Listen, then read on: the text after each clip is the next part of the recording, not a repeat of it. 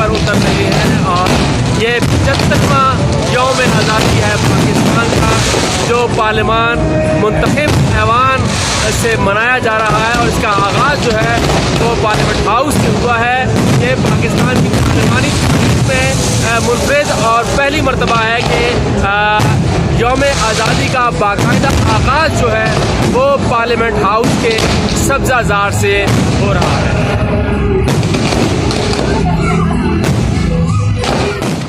मौजूद parliament house में और जैसे ही 12 बजे हैं उसके बाद से आतिशबाजी का शानदार मुजाहरा किया जा रहा है। और इसकी आतिशबाजी की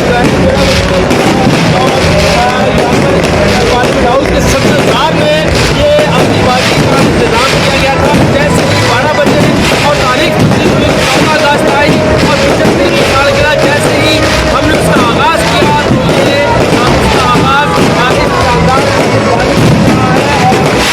आतिशबाजी की जा रही है। विफाकी का हुकूमत इस्लामाबाद की फिजा इस वक्त जो है वो जगमगा रही है और ये सारे